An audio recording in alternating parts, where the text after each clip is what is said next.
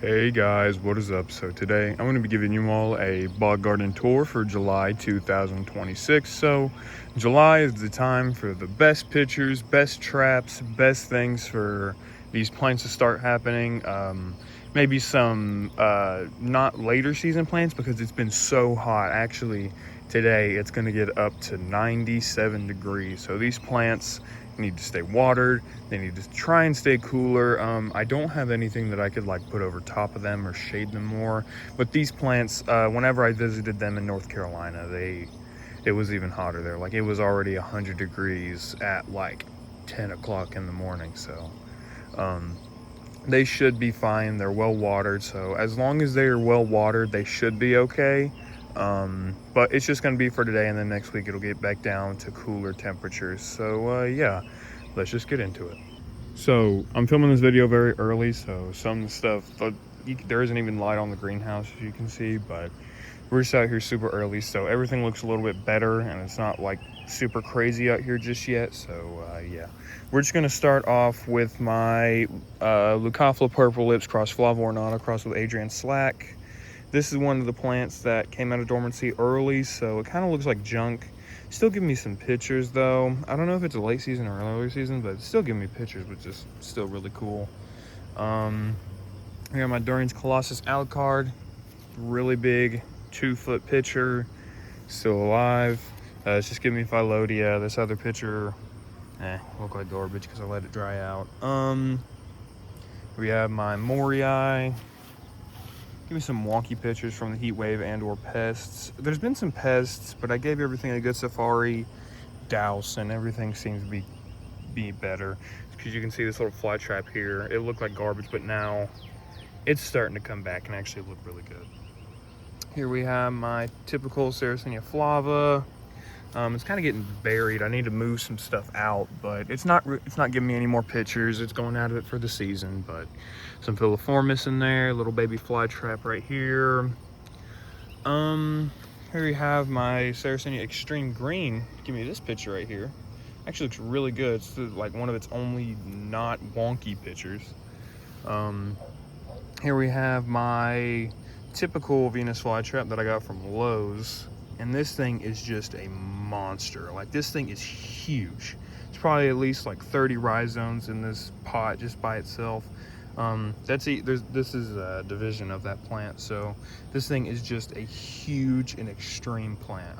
I love this thing. This is what happens whenever you care for a Venus flytrap and you actually give it the right care. Here we have my Dente fly traps. These are ones that I also got from Lowe's. I'm thinking on, depending on which one of my other plants over here that divide a bunch first and I have a bunch of clones of, I'll just put in this pot, because these two are about the same age. I might have had this one earlier, but you can see it's not really big. It's not really dividing as much for being older than this, and you know, Dentes hold a good place in my heart, but Here we have my Leah Wilkerson and Lunchbox.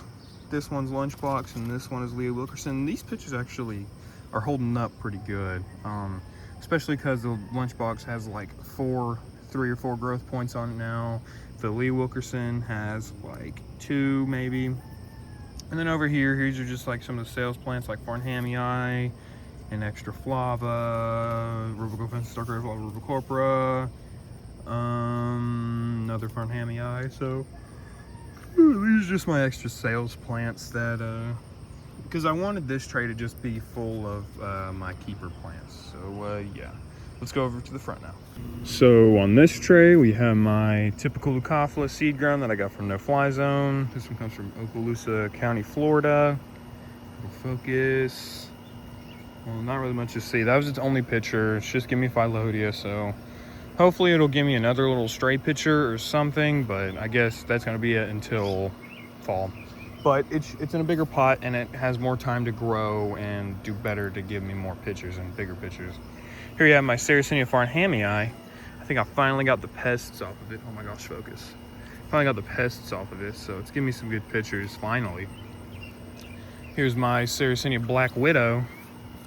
Man, that thing is nice. Give me this picture right here, because this picture wasn't really the greatest. It looks okay, but these pictures just look so much better. I believe it's an early season, but still, this picture or this plant just looks so good. Right here we have my Saracenia Kew Gardens. This plant is so dark, like it's so nice and dark. I love it. Give me a couple divisions. I'm hoping, I don't know if it has pests, but I believe it's also an early season, so I don't know. We'll see what happens with it. Here we have my B52 Venus flytraps. These things are just massive. They're doing really good. Give me some good sized traps. You can see they're starting to get buried and get some good colors on them. But these things are just awesome. I think they had a little bit of a pest issue for a little bit, but they're finally starting to come back. So hopefully they'll start getting some bigger traps and better colors, but it's starting to get really, really cramped in here. Here we have my King Henry. Oh, there's a flower. I didn't even see that, but here's my King Henry Venus flytraps. Doing really good. This is more of like this trap right here. It's more like the spring traps that come up and are very, very big, but it also had like a pest issue. But you know, I got it under control. I'm gonna cut this off. So this plant, it's actually not doing too bad. So I might just give it one more year in this pot, depending on how root bound it is. I'll check it out. But if it's super root bound, then I'll give it a big repot because it really deserves it. Heck, I might even replace the dentes with this one because that would just be so cool. Here we have my Pinguicula primiflora. This is the only one that I have. I put it out here just to let it, you know, grow and get more soaked because give it more space in the greenhouse. But it's actually doing really good. The main plant's flowering. I just got to make sure that I remember to keep it watered. Here we have my Saracenia purpurea that I got from Lowe's. Doing really good. Like, this is a good sized picture on it. It's a wonky looking picture, but you know, it's still doing very good. I'm probably not going to divide it like here soon because whenever I did, almost all of the divisions did not survive. So I guess we're just going to leave it. Here we have my Saracenia Durans Colossus. Finally give me some pictures. It's not a bad picture. That was a wonky one, but it's not really growing much. Except for that's the only little leaf it's given me, but you know. And also these sundews right here, I have no idea where they came from. Maybe right here, yeah, there's a little flower right here. But these little Tokenensis sundews just spread like weeds. That's what I mean. And also this grass right here. All right, over here, you can tell this tray is just full of all my keeper plants. So there's a bunch of stuff in here. Let's go over it. Here we have my Leucophila Hurricane Creek White Clone F. Crossed with Phil's red tube. Doing really good. This picture right here, it opened but not all the way. I don't know why. Here we have my Flava rubricorpora. Okay picture. It's starting to fade, but then this picture right here, it wasn't in the light as much, so it didn't color up, but hopefully since I moved it here, it'll start to color up. This is the only picture. It just looks like a typical Flava. Here's Saracenia rubra. No. This is Saracenia Pretty in Pink.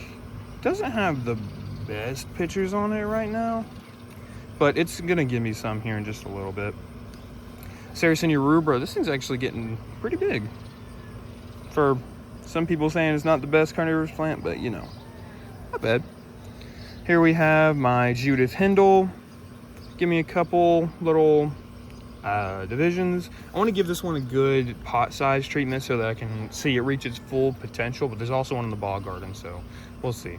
Here's my Drosera filiformis. This thing, I don't even know if it went into dormancy this year, but you know, it's growing pretty good. I've tried to keep the flowers down just so that, you know, it doesn't stress it out too much. Here we have my Alata Maroon Throat. So this is its picture that it gave me, and then now it's giving me this good sized picture right here, so we'll see how this thing does. That's actually really, really cool. Here we have my Carolina Yellow Jacket. I put it in the shade more so that it can grow better, because whenever I put this thing in full blasting sun, like right here, where we get sun all day, it just looked like junk. So we'll see how it does.